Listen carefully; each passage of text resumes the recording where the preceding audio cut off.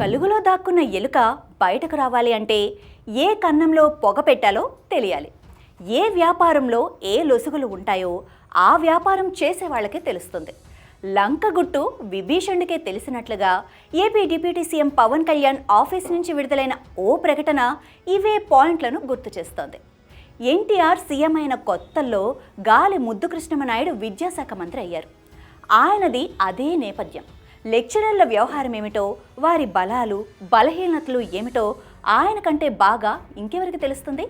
అధికారంలోకి వచ్చిన కొద్ది రోజుల్లోనే లెక్చరర్లు ప్రైవేట్లు చెప్పకూడదని, ట్యూషన్ సెంటర్లో పని చేయకూడదని నిబంధనలు తెచ్చారు. లెక్చరర్లు అంతా కింద మీద పడ్డారు.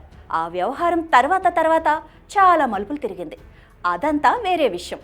ఎన్టీఆర్ బ్యాక్గ్రౌండ్ జగద్విదితం. సినిమా రంగంలో నిర్మాతగా, దర్శకుడిగా, నటుడిగా, ఎగ్జిబిటర్గా అన్ని విధాల అనుభవం ఉన్న వ్యక్తి. ఆయన సీఎం అయ్యారు. థియేటర్ల వ్యవహారాలు బాగా తెలుసు ఆయనకి. అప్పట్లో థియేటర్లలో స్లాబ్ సిస్టమ్ ఉండేది కాదు. థియేటర్లు పెద్ద గోడౌన్ల మాదిరిగా ఉండేవి. థియేటర్ జనాలు టికెట్ పుస్తకాలు తీసుకొని సేల్స్ ట్యాక్స్ ఆఫీస్కు వెళ్ళి టికెట్ పుస్తకాల వెనుక స్టాంపులు వేయించుకొని వచ్చేవారు. పనిలో పనిగా సిబ్బందికి కాస్త మామూలిచ్చి లెక్కల్లోకి రాకుండా కొన్ని పుస్తకాలకు స్టాంపులు వేయించుకునేవారు. అంటే ఆ టికెట్లకు పన్ను చెల్లించడం ఉండదన్నమాట. ఈ లోపాలన్నీ ఎన్టీఆర్కి తెలుసు. అందుకే వెంటనే స్లాబ్ సిస్టమ్ ప్రవేశపెట్టారు. అంటే సినిమా థియేటర్లో ఎన్ని సీట్లు ఉంటే అన్ని సీట్లకు పన్ను కట్టేయాలి. టికెట్లు అమ్ముడు పోకపోవటంతో సంబంధం లేదు. థియేటర్ల యజమానుల గుండె గుబేల్ మంది. అర్జెంటుగా ప్రతి థియేటర్లో వెనుక వైపు కుర్చీలు కొన్ని వరుసల మేరకు పీకేశారు. అంటే సీటింగ్ కెపాసిటీని 25% మేరకు తగ్గించేశారన్నమాట. చాలామందికి ఈ వైనం గుర్తుండే ఉంటుంది. అప్పటి నుంచి హాలులో సీట్లు చాలకపోతే ఇనుప కుర్చీలు తీసేసిన కుర్చీల ప్లేస్లోనే వేసేవారు. అప్పటి నుంచే కొత్తగా కట్టే థియేటర్ల సైజ్ తగ్గటం మొదలైంది. దర్శకుడు దాసరి ఈ స్లాబ్ సిస్టమ్ మీద చాలా కాలం పోరాడారు.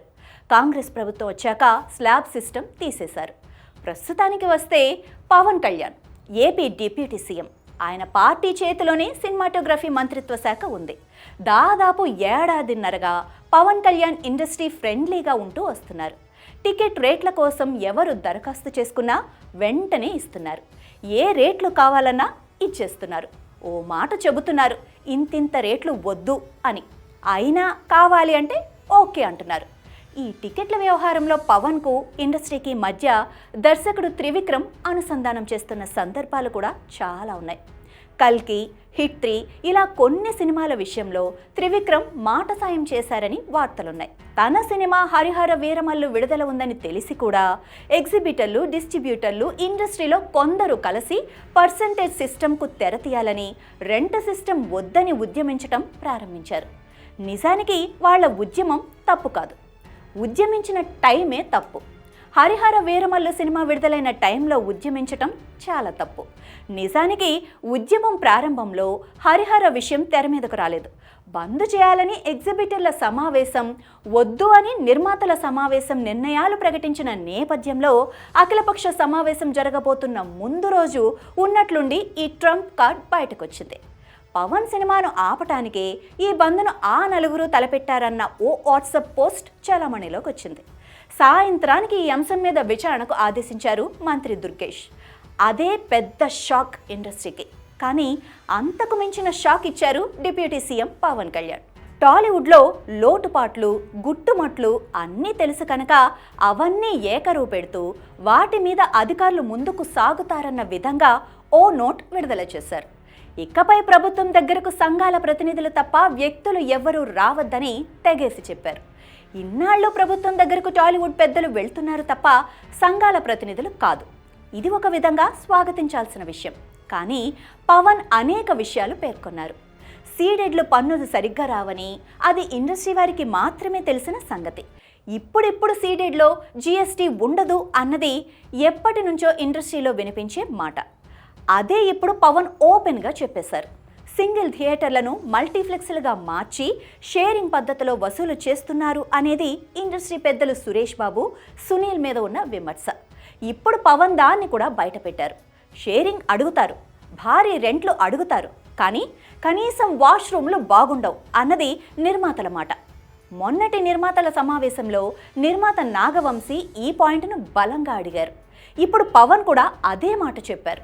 లోకల్ అధికారులు ఈ సంగతి గమనిస్తారన్నారు. థియేటర్ల ఆదాయంలో కీలక భాగం క్యాంటీన్లు. మంచి సినిమాలు పడితే క్యాంటీన్ల ఆదాయం ఓ లెక్కలో ఉంటుంది. 10 రూపాయల కూల్ డ్రింక్ 30 రూపాయల వరకు అమ్ముతారు. ఇప్పుడు పవన్ దానినే ప్రస్తావించారు. తూనికలు కొలతల శాఖ ఈ సంగతి చూస్తుందన్నారు. థియేటర్లు నడపటం మరింత కష్టమవుతుంది.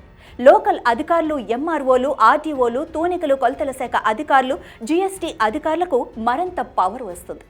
అసలే లోకల్ పాలిటిక్స్ ఎలా ఉంటాయో మనందరికీ తెలిసిందే. ఇవన్నీ ఇప్పుడు థియేటర్ల మీద పడతాయి. దాంతో తెర వెనుక వ్యవహారాలు పెరుగుతాయి.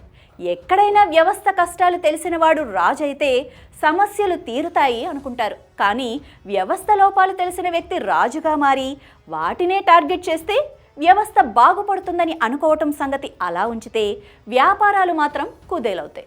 గతంలో జరిగింది అదే, ఇప్పుడు జరగబోయేది కూడా అదే.